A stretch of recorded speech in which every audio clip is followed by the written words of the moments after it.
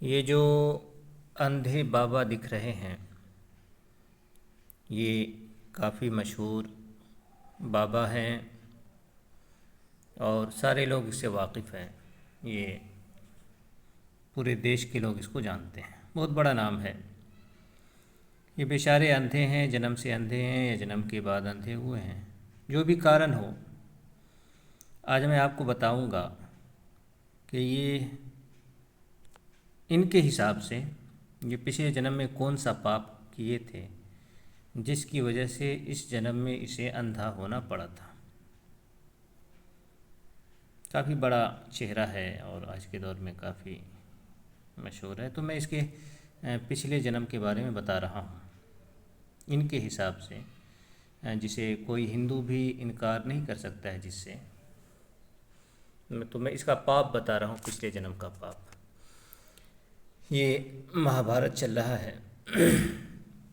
ये जो आपके सामने जो पेज खुला हुआ है, ये है महाभारत का। इसमें शिव जी और पार्वती के बीच में बातचीत होती है, बहुत लंबी बातचीत होती है। और पूरे महाभारत का सबसे बड़ा अध्याय होगा, या दूसरे नंबर पर सबसे बड़ा अध्याय होगा। एक तो अश्वमेध पर्व के अंदर लास्ट का अध्याय सबसे बड़ा है, और इसी तरह से ये वाला अध्याय उससे पहले जो पर्व है, अनुशासन पर्व शायद के, तो उसके अंदर की चीज़ है। तो इसमें शिव जी और पार्वती के बीच सवाल जवाब हो रहा है धर्म के बारे में। तो यहाँ देखिए क्या कहते हैं, क्या बात है कि उमा ने कहा, उमा नाम है पार्वती का, शिव जी की पत्नी का, जिसको शिवानी भी कहते हैं, गौरी भी कहते हैं, और भी बहुत सारे नाम हैं।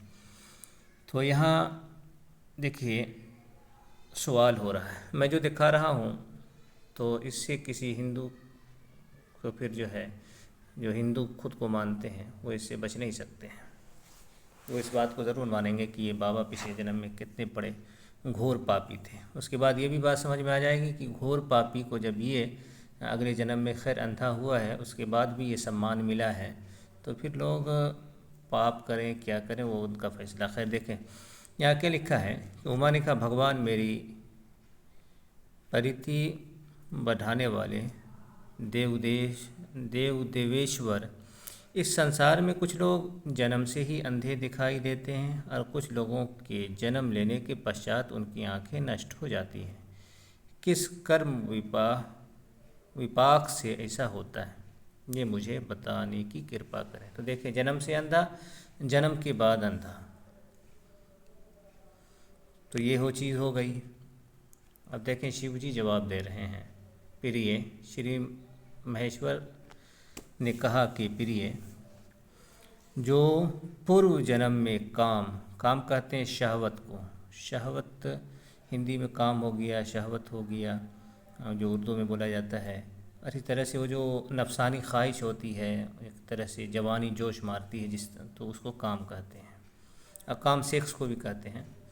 तो या फिर जो है ये स्वेच्छाचारवश, यानी अपनी मर्ज़ी से पराए घरों में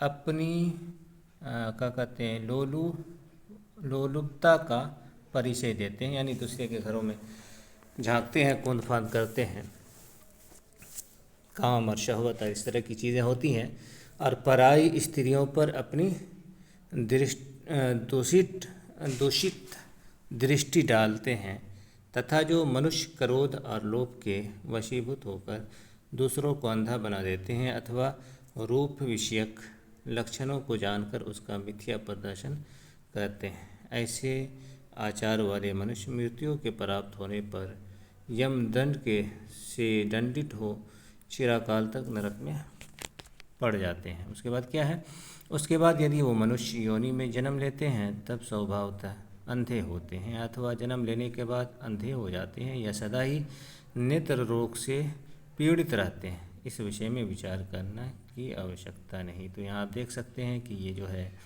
पिछले जन्म में इनका क्या काम था, दूसरे के घर आंगन में दूसरों की बहू बेटी को झांकना, उसके साथ इस तरह की हरकत करना।